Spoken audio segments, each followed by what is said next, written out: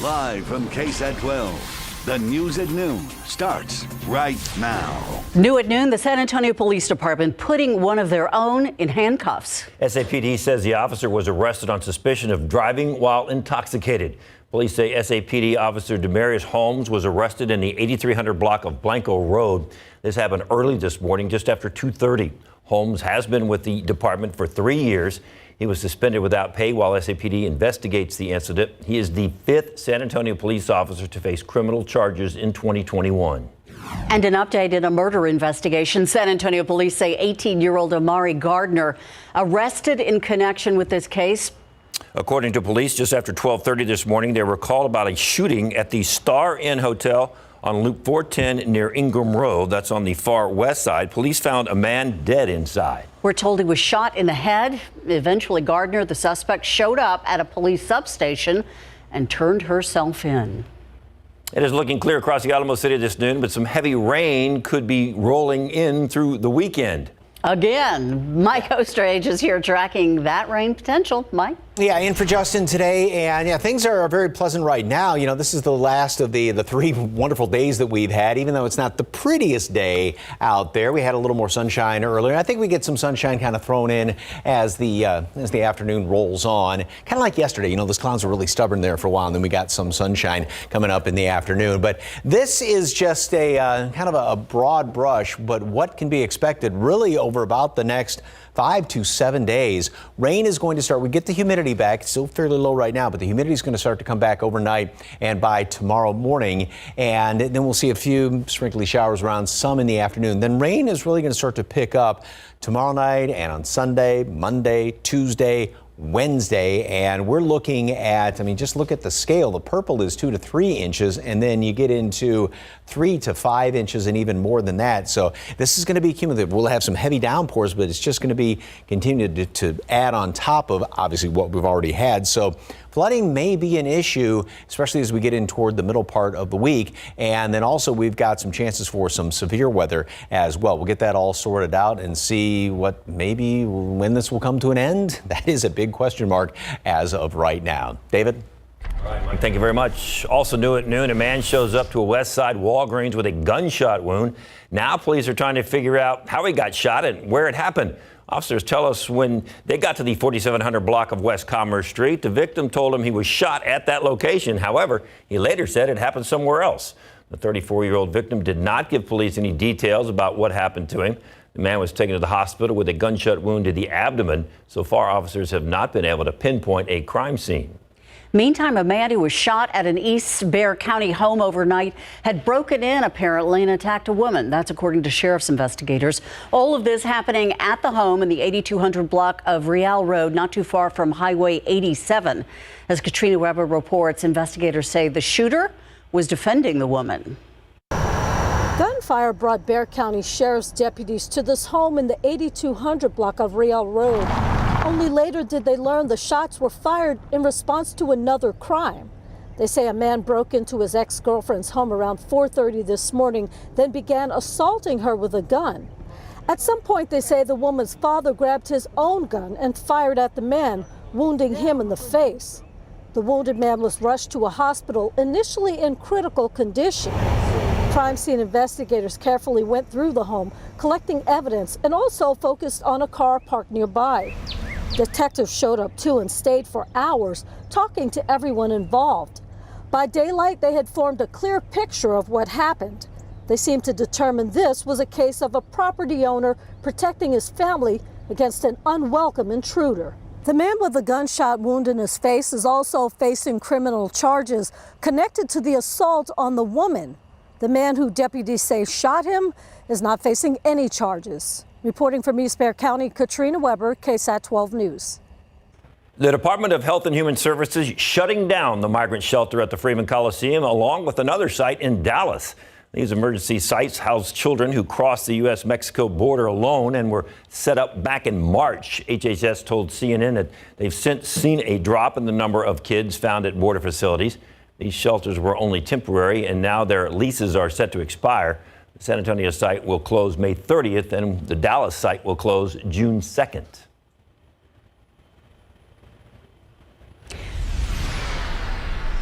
Now to that major milestone here in the U.S., the CDC saying fully vaccinated Americans can return to life without masks in most cases. But still a lot of questions as to what this new guidance will mean. ABC's Rena Roy with how employers and businesses are still going to be able to enforce their own rules. A major breakthrough in the fight against COVID-19. I feel like a sense of freedom right now. I've already planned a mask burning party. The CDC saying the more than 118 million Americans who are fully vaccinated can ditch their masks and stop social distancing in most cases. I can breathe again. I think that's fantastic. I think that's what everyone was waiting to hear. More than a third of the U.S. population able to show off their smiles again, over 400 days after federal health officials first recommended masking up. It's a great milestone, a great day. It's been made possible by the extraordinary success we've had in vaccinating so many Americans so quickly. President Biden and Vice President Harris in the Rose Garden, both maskless and in close contact. On Capitol Hill, some senators happily taking off their masks upon hearing the news. But there are exceptions. The CDC saying everyone should still wear masks in hospitals, on buses, trains, planes, and if required by a state, county, tribe, employer, or business. CVS says it's reevaluating its current mask mandate, but Kroger and Home Depot have no plans to lift theirs for now. A number of states, including Massachusetts, also keeping their policies in place. This country is not homogeneous. It's not uniform. There are some areas in this country that still have more disease than others. As for schools, officials are hoping to have kids back in person full-time come fall. And one of the nation's largest teachers' unions is planning to follow the new guidance. You have to make sure everybody's vaccinated, and you also have to make sure everybody's comfortable with it. And the CDC says this decision was based on science, with cases going down in most of the country largely because of vaccinations. Officials do say unvaccinated people should still be wearing masks, including children, particularly when inside. Rena Roy, ABC News, New York. And if parents want to get their 12 to 15-year-olds vaccinated here in Bexar County, there is a free clinic for teens that's open tomorrow. It'll take place at Sol Ross Middle School starting at 10 tomorrow morning. It ends at 2 in the afternoon. The address, 3630 Callahan Road. You can register online by visiting the website right there on your screen. Walk-ups will be accepted. However, people who pre-register are guaranteed to get a vaccine. Pfizer's vaccine also available for kids 12 and older in other parts of the city. You can find more information on our website. Just go to KSAT.com. A local family lost their daughter to brain cancer, but then decided to turn that tragedy into an amazing cause. And this weekend, they're hosting an event that you can take part in. GABRIELLA'S Smile Foundation, created 5 years ago in honor of 6-year-old Gabriella Torres. She had battled a terminal form of brain cancer for about 8 months and then passed away November 7th, 2015. The family says one thing they learned about that time is just how important the community is. It's one of the reasons why they started GABRIELLA'S Smile Foundation. We provide financial assistance for families. So that's one of the big things we do. To date, we've helped over 86 families with more than $58,000 in just that program alone. And to help raise money for local families fighting pediatric cancer and to raise money for research, too, there is a special event going on Saturday morning. It is GABRIELLA'S 5K CUPCAKE Run. It starts at 7:30 tomorrow morning. You can participate in person or do it virtually. We have everything you need to know right now on KSAT.com. Still to come this half hour, it is Tim Duncan's big day tomorrow. He joins former Spur David Robinson and George Gervin in the Basketball Hall of Fame. Larry Mears with more on the big day coming up in sports. A new exhibit in San Antonio lets you immerse yourself in an underwater adventure. Our Alicia Barrera gives us a look after the break.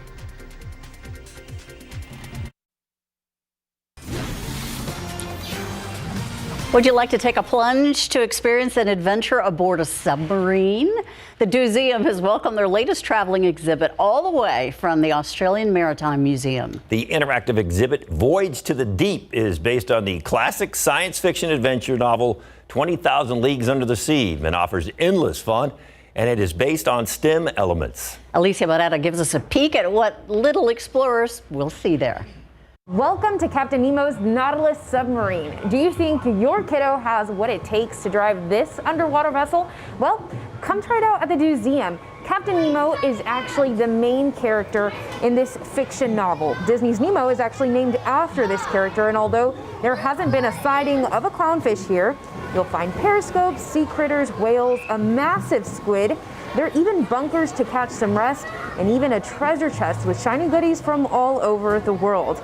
And like all exhibits featured at the museum, Voyage to the Deep was translated to Spanish, including the music. So there's a really fun pipe organ, so you can play row, row, row your boat. It makes it a simple way for kids to do it themselves. I think adults have a lot of fun with it as well. It's big and immersive, but then it also layers on those science elements and that learning. This is a hands-on exhibit, but the staff at the museum can be seen cleaning often throughout the entire property. And remember that all visitors ages 10 and up do need to wear a mask. So for all the information, including hours and ticket sales, you can head over to KSAT.com. Reporting from under the sea, Alicia Barrera, KSAT 12 News. Looks all right out there right now, but we may need a submarine here.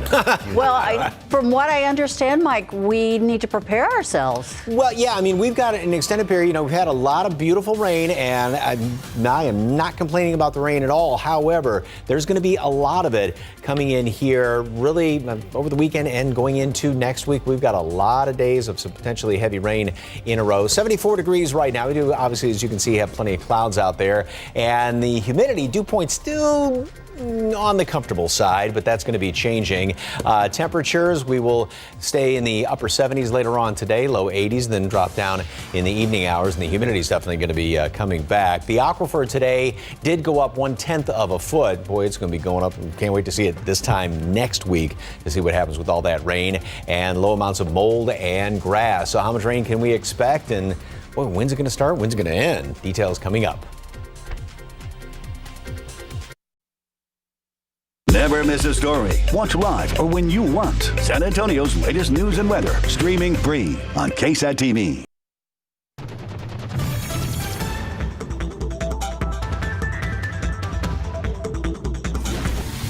We changed his name to Marathon Mike.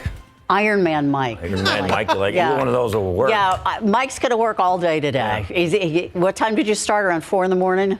We got here at 3, but Justin's going to be coming in because some folks are taking, much needed vacation and everything. Well, so. It's a special Friday when we get Mike Osterhage on the noon show. I can't tell you the last time I've I know. done this show. I see you guys, I'm down there at SA Live. I'll be running down there in just about 45 minutes. Anyway, take a look at this picture. This one just came in, and I've been seeing a lot of these little nests full of eggs. It says that little mama cardinal was there. Hopefully they're all going to hatch and grow.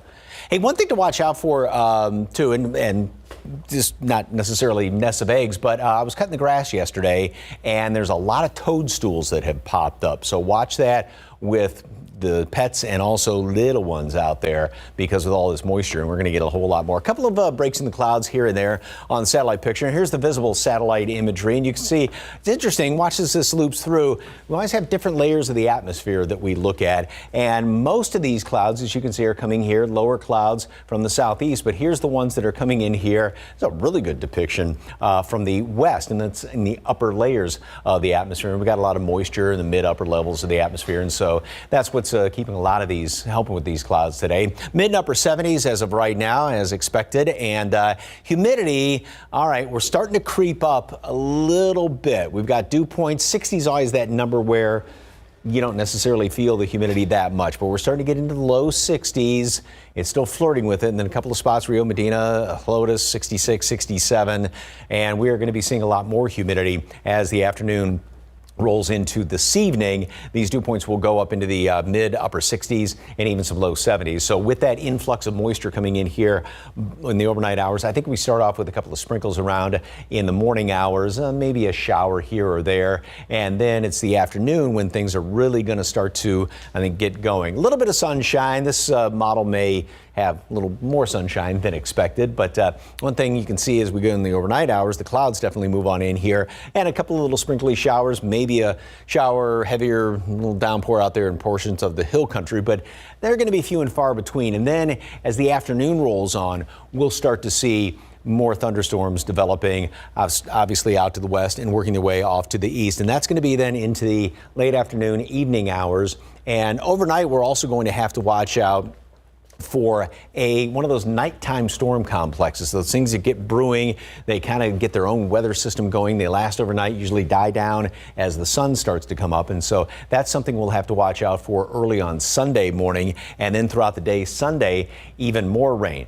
This is just going in through tomorrow and Saturday and Sunday, pardon me. And notice how even in the afternoon, I mean, there's some spots with some of these storms. This computer model is picking up a good inch and a half of rain. And then throughout the day, Saturday and up through the early morning hours of Sunday, I mean, we're already getting a good dousing of rain. And then there's obviously more to come after that. Now, some of the storms, even tomorrow evening, there's a chance that they could be on the strong, potentially severe side, and that's going to be the situation on into Sunday as well. Now, I wouldn't be surprised, now this will get updated, if that adds some colors to it by Sunday afternoon and gets spread a little further to the east, because the atmosphere is going to start to kind of get very unstable and sort of more volatile, if you will, somewhat Sunday, but especially Monday's the day we have to look out for. 74 degrees today at noon. Excuse me, we are already at noon. I got that one right this morning. And then by later on this afternoon, see, I kind of used the graphics from this morning a little bit. 79 for a high temperature today with partly cloudy skies. At least I hit the number right. We will then have some showers and a couple of thunderstorms around tomorrow, and then especially late in the day tomorrow. Sunday, some of those could be heavy, a couple of strong to severe storms, and especially Monday night severe storms, and even heavy rain through Tuesday and Wednesday. I guess we need to be prepared, huh? Yes, indeed. All right. The Spurs got their play-in position last night, so now we can just focus in on the big day tomorrow for Tim Duncan. Yeah, and what a win-win for the Spurs. They get in, and then Tim gets enshrined tomorrow. So, yeah, that's going to be pretty darn cool. Unfortunately, I mean, the Spurs lost to the Knicks, but because the Kings lost, well, the Spurs got in. So it was definitely a lose-win for the Spurs. And Tim will be enshrined with Kobe Bryant tomorrow. Coming up.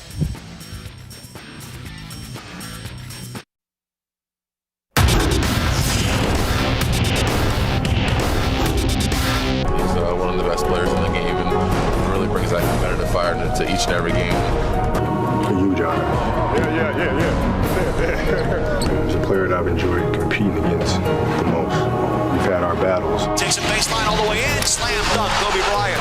He's one of my all-time favorites. Kobe and Tim will be forever linked together as the two go into the Naismith Memorial Basketball Hall of Fame in big board sports. Pop and the Spurs are playing bound despite losing to the Knicks last night at Madison Square Garden. Patty Mills made one bucket last night, this three-pointer in the second quarter. He had 6 points. Rudy Gay scored 8 points off the bench, shooting 2 of 10 overall and 1 of 5 from three-point range. DeJounte Murray was solid once again, 14 points, 7 assists, and 9 rebounds, and that's a sweet drive to the paint right there. DeMar DeRozan led the Spurs with 27 and helped the Spurs lead by as many as 17 points in the third quarter. But R.J. Barrett and Julius Randle would lead the Knicks comeback as they combined for 49 points. Knicks win 102-98. Spurs wrapped up the final play-in spot due to the Kings losing to the Grizzlies, and the Spurs have 2 games left in the regular season. It's frustrating losing the way we lost. We wish we would have did it with a win. It's hard to rely on somebody else doing something for us. We got to do it for ourselves, so until we be able to gain that feeling and that confidence back, everybody going to be on edge and, can't wait to get back out there on the court. It's definitely important. We want to go into our playing situation with a little bit of momentum and a full head of steam, you know what I'm saying? So we're just locked in and ready to get these next 2 games. Spurs will host the Suns to close out the regular season. Back-to-back games Saturday and Sunday, both set for 1 p.m. Phoenix is second and fighting for top seed in the West.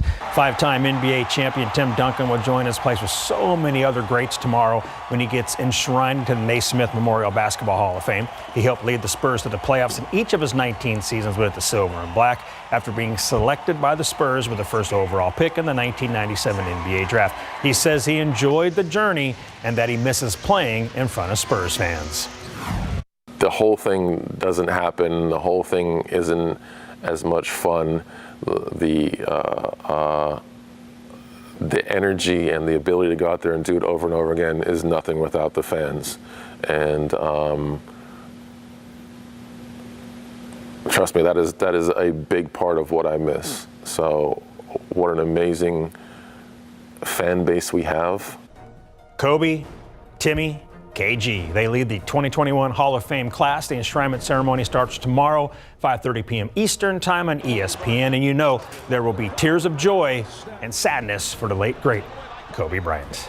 Yeah, I like that intro Kobe talking about Tim. And, yeah, blast from the past right there, right? There That was so battles. Cool. Some battles. Yes, there were. Great stuff. Thanks, Larry. Previously, doctors were not giving the COVID-19 vaccine within 2 weeks of any other vaccine. Now health officials are urging patients and parents, rather, to catch their kids up on other routine shots as well. The reason behind this change, coming up. And new today at 5, Takata airbags. They were the largest safety recall in U.S. history, but 13 years later, there are still millions of cars, trucks, and SUVs with those potentially explosive airbags on our roads, and drivers and passengers are still at risk. Coming up today at 5, 12 on your side, Marilyn Moritz on why it's important to check your car for this recall and how to do it.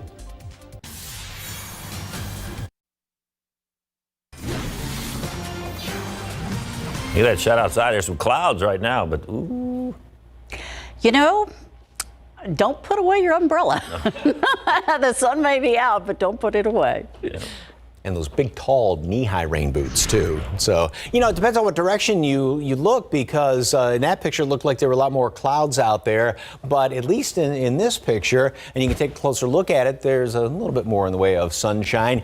Humidity is still comfortable, I'll put it that way. It's starting to creep up there a little bit, that middle number there, the dew point of 62. You always like to see that below 60, and that's where we've been the past couple of days. But, I mean, we're still kind of salvaging today, although we will start to go through the transition a lot more into more humidity overnight. Wind is now shifting around out of the southeast, so that's really going to pump in the humidity, mid-70s as of right now. You know, the rainfall tally after all the rain that we got from the month of May, got 2 1/3 inches of rain, so we're 3/4 of an inch above where we actually should be. And then even going back into March and going back into January, these numbers are definitely going to be added too. We could, I mean, if some of the numbers hold true, we could double that and then some, getting about 2, 3, 4 inches of rain or even more than that. And that's just here in town. We'll take a look at how much rain we can expect and when it's all going to come to an end. Will it be just a washout next week? Details in just a couple of minutes. Ursula? Thank you, Mike. Now to the latest in the Middle East. Many are concerned that the violence will not come to an end anytime soon. Rockets and bombs continuing to destroy Israel and Palestine. ABC's Matt Gutman explains Israel has no plans on backing down. We're right here along the Israeli-Gaza border. The town of Sderot is a few miles away. You see these artillery pieces behind me? This is part of this significant Israeli military escalation, nosing tanks and artillery pieces right up to the Gaza border, pounding them all night long. In this handout video from the Israeli military, you can see the shelling lighting up the night sky in Gaza. A drone video showing what it looks like at night. Those puffs of smoke and mushroom clouds from the explosions continuing. And just moments ago, we saw a rocket fired out of Gaza towards Israel. There is outgoing artillery fire. By no means does this conflict seem over right now, but worth noting that there are Egyptian and American mediation efforts already afoot trying to broker some sort of ceasefire. For Israel's part, they say they have no timetable. This will take as long as it takes, they say. Matt Gutman, ABC News, outside Sderot in Israel. Turning now to the latest on the January 6th attack on the U.S. Capitol. Justice Department made another arrest in their federal case. Prosecutors say the 20-year-old Marine Corps veteran defied orders and violently pushed and resisted Capitol officers as he entered the building during the insurrection. Some Republicans have been trying to cast doubt on the 2020 elections and now even trying to minimize the insurrection caught on camera. Several videos captured show rioters breaking into the Capitol and attacking officers. Meantime, some say there was no insurrection at all, instead just a normal tourist visit. There was no insurrection, and to call it an insurrection, in my opinion, is a bold-faced lie. Lawmakers announced today there's now a bipartisan agreement on the table to form a commission to investigate the January 6th attack at the Capitol. The House is expected to vote on the commission sometime next week. House Republicans have elected Elise Stefanik to replace Liz Cheney in the number 3 post in the GOP conference. Stefanik was backed by former President Donald Trump as well as the House's top 2 Republicans. She defeated challenger Texas Representative Chip Roy 134 to 46 in a secret ballot vote. The replacement comes just days after Cheney was ousted for taking Trump to task for his involvement in the attack on the Capitol on January 6th and for his claim that election fraud in 2020 cost him re-election. Nearly a year since the death of George Floyd in Pennsylvania, voters will now decide whether to make greater anti-discrimination protections explicit in the state constitution. It's the first time voters will decide a racial equity issue on a statewide ballot since last summer's protest. The ballot question asks whether a section should be added that says equality of rights under the law should not be denied or abridged because of someone's race or ethnicity. Its effects are not clear, but civil rights groups say it potentially could lead to policy changes in housing, policing, education, and in other areas. President Joe Biden and a group of Republican senators have agreed to talk again next week as negotiations on an infrastructure plan are intensifying. The potentially partisan effort could become one piece of Biden's $4 trillion American Jobs and Families plan. The GOP senators left the White House meeting saying that they are, quote, very encouraged, end quote. They say they are prepared to build upon a $568 billion proposal that they had already put forward as an alternative infrastructure proposal. After getting the final green light from the CDC, Pfizer's COVID-19 vaccine now available for Americans as young as 12. But over the past year, studies have shown there's a lag in other vaccines in children. And top U.S. health officials are now urging parents to get their children caught up on those vaccines as well. CNN's Mandy Gaither has more for us. A concerning trend throughout the pandemic, routine vaccines overdue for children across the country, according to some pediatricians. Both at our practice and national data showed that the well visits didn't drop that much in the younger ages, but at the older ages, they certainly did. So TDAP, HPV vaccine, meningococcal vaccine, things like that. Top U.S. health officials now urging parents to catch kids up on other routine shots alongside the COVID-19 vaccine, which is now authorized for those as young as 12. We call you if you don't come in. We send you letters. This is a basic part of primary care. It's not easy and we're all tired, but it's something that we do every day. The CDC recommends children get 14 different vaccinations protecting against different pathogens. Timing is important for many of the vaccines to create the strongest immunity. But until Wednesday, doctors had been advised to avoid giving the COVID-19 vaccine within 2 weeks of any other vaccine. COVID-19 and other vaccines may now be administered without regard to timing. This includes simultaneous administration of COVID-19 with other vaccines on the same day, as well as co-administration within 14 days. The reason for the change, the CDC citing substantial safety data now collected on the COVID-19 vaccine. The agency says experience with other types of vaccines shows any adverse effects are generally similar when vaccines are given together or alone. But the agency says it doesn't know if people will be more likely to have a reaction, adding providers can take into consideration whether a patient is at risk of falling behind on vaccines. For Health Minute, I'm Mandy Gaither. SpaceX says it plans to send a prototype into orbit for the first time when it's launching Starship. After the break.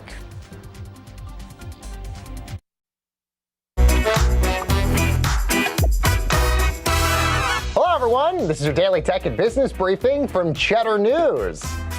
Sunday Night Baseball will continue to be a mainstay for at least another 7 years. ESPN announcing plans to extend their deal with Major League Baseball. The deal allows the network to air 30 regular season games, including 25 on Sunday nights, plus the rights to exclusively air a wild card playoff series should the league keep at least last year's playoff format. Also, they get the Home Run Derby. Meanwhile, SpaceX has revealed their plans to send their Starship prototype into orbit for the first time Thursday. The 160 feet tall stainless steel prototypes will be launched for from Texas, and they're going to fly through the Florida Straits before splashing down just off the coast of Hawaii. Now, SpaceX founder Elon Musk has previously said that SpaceX's goal is to launch the orbital mission by July. And Pinterest is making a push into live events as the social media company is going to host a 3-day virtual event. This will include informative sessions from over 20 top creators, including Rebecca Minkoff and Jessica Alba. The event will be available to stream within the Pinterest app, allowing viewers to comment and interact with the creator during the session. And that's your Cheddar News Business and Tech Update. I'm Baker Machado, coming to you from Cheddar Studios in Lower Manhattan.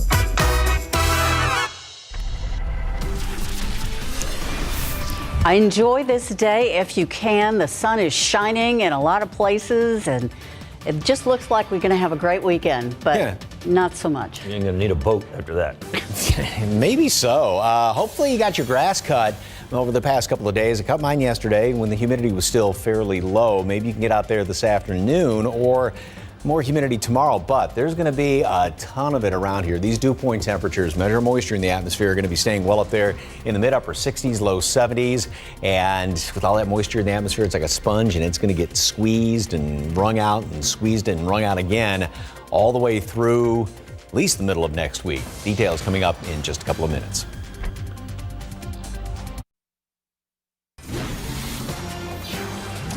Hey, it's still a pretty nice day out there. Look at this great picture from earlier this morning. You had some of those clouds and that nice orange glow. Isn't that pretty out there? Great looking. Look at how green all the grass is. I don't know about you, but so far I have cut my grass twice in about the past week, thanks to all the great rain that we have had, and there's a whole lot more coming. All right, here's a computer model. This is a longer range model that we will start with going into tomorrow, and actually overnight tonight when the clouds start to move on in here. And we'll have a couple little sprinkly showers. I think basically just because of all the moisture getting pumped back on in here. It's not like it's going to be real organized rain, that kind of mist and drizzle. There may be a few, though, showers starting to develop even out to the west throughout the mid-morning hours and by early afternoon. Now, again, this model does tend to kind of broad brush things, but there will be more rain out there, and as the day rolls on, rain chances will start to go up. It's not going to be raining constantly throughout the day tomorrow, but again, rain chances will start to increase, and then going into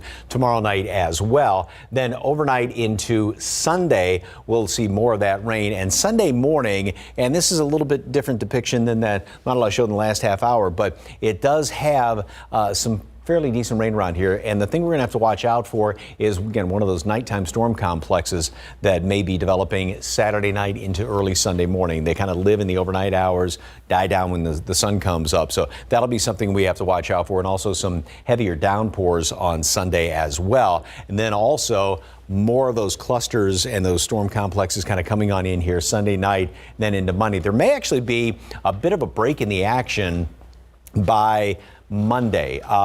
Not like we're going to be clearing out or anything like that, but sort of settling down somewhat. And by the way, on Sunday night, I think some of the storms, there's going to be the potential for some of those to be on the strong to severe side, because the atmosphere is really going to start to become a little bit more volatile. But especially Monday evening is when, and even though it's not as though there's just widespread heavy rain being depicted on this computer model, but Monday is when the atmosphere is really going to get to the point of, I hate to use the word explosive, but things are really going to be blowing up as far as the storms developing, and they're going to develop pretty quickly late in the afternoon. High winds and hail are going to be the biggest threats with those.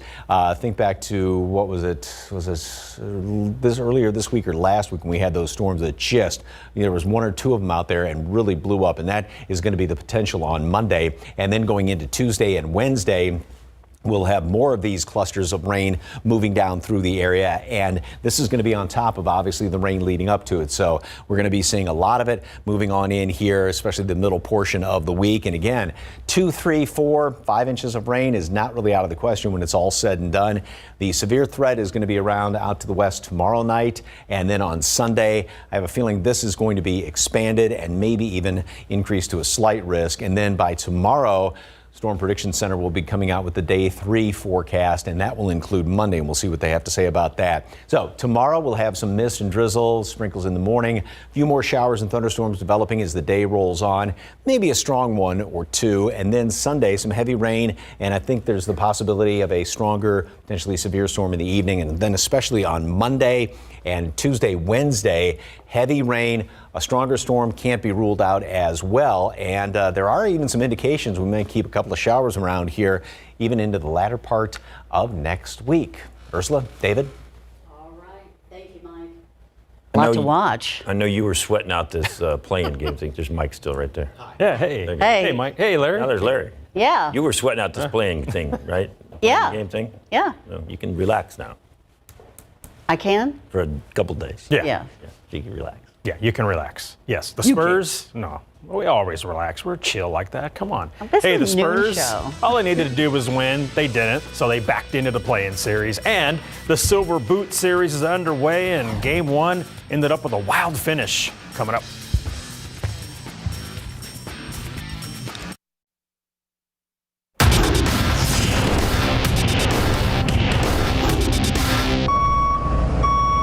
You know, we wish we would have did it with a win. That's the sound of the Spurs backing into the play-in series, but hey, at least they made it in big board sports.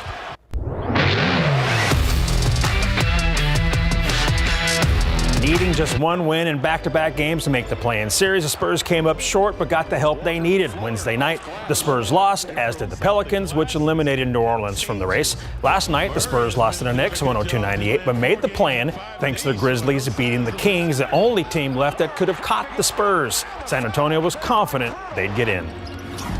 I mean, yeah, we definitely expected to get in there, you know, especially with this opportunity to be in a play-in.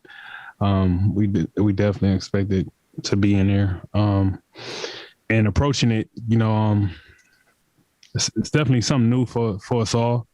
You know, the first time doing the play-in tournament, and you know, getting guys to understand without it feeling like it's pressure, that it's definitely a win to go home type of situation. Spurs have 2 games left in the regular season, both with the Suns, Saturday and Sunday, both 1 p.m. at the AT&T Center. Tim Duncan will be enshrined into the Naismith Memorial Basketball Hall of Fame tomorrow, and ceremony is held in Connecticut. His former teammate and current Hall of Famer, David Robinson, will introduce him at the induction. That will also include the late Kobe Bryant and Kevin Garnett. Duncan played all 19 seasons with the Spurs and brought home 5 NBA championships and 3 NBA Finals MVPs. The Spurs have put up an exhibit and photo walk throughout the AT&T Center that you can share of Timmy's accomplishments today from 2 until 7 p.m. It was awesome. It brought back memories when they were all playing, Ginobili and Parker and Duncan. It was just like a great experience. Brought back a lot of memories, especially from when I was little, just growing up and seeing like the Spurs and Tim Duncan win championships with Coach Pop and Manu Ginobili and Tony Parker. Just a lot of great memories and a lot of like my childhood. Rangers at the Astros yesterday in Game 1 of that 4-game series. The bottom of the 10th, tied at 3, bases loaded for Miles Straw. He sends a fly ball to right field. Joey Gallo catches it. Then he fires home and just nails Chas McCormick at the plate for the final out of the inning. Man, that was close. Look again. Bang, bang play, and McCormick is out, sending this game to the 11th inning. Bases loaded now for the Astros. Brett Martin bounces the ball in the dirt. Straw races in from third and slides in for the game-winning run on a wild pitch. Houston wins at 4-3 in 11. Pro football coverage powered by Davis Law Firm. Denver Broncos 5th-round rookie Caden Stearns from Steele High School signed his first pro contract ahead of joining the Broncos for rookie minicamp. A reported 4-year deal worth more than $3.8 million. The Broncos rookie minicamp started with meetings Wednesday night.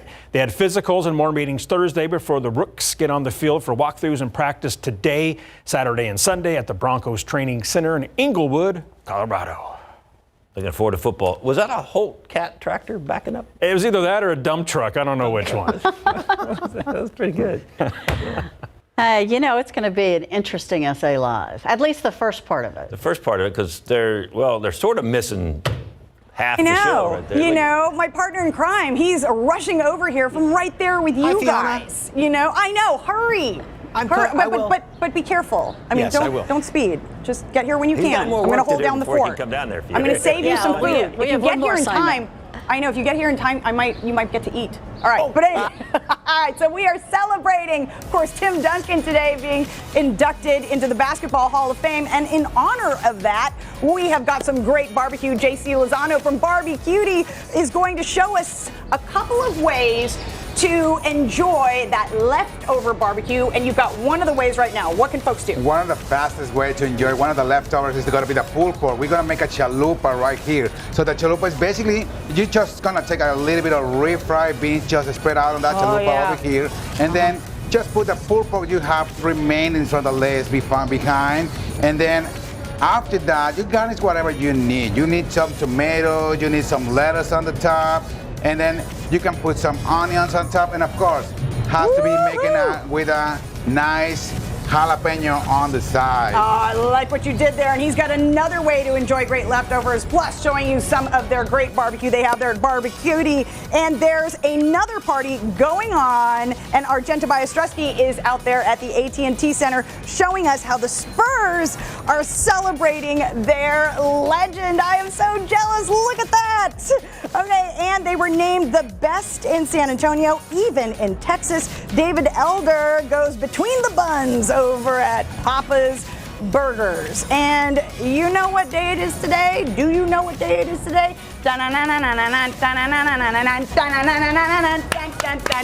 It's National Dance Like a Chicken Day. So wait until you see how we are going to get fit like a chicken. Aren't you excited? Let's do it. All that and more when SA Live continues in just a few minutes. Mike, where are you?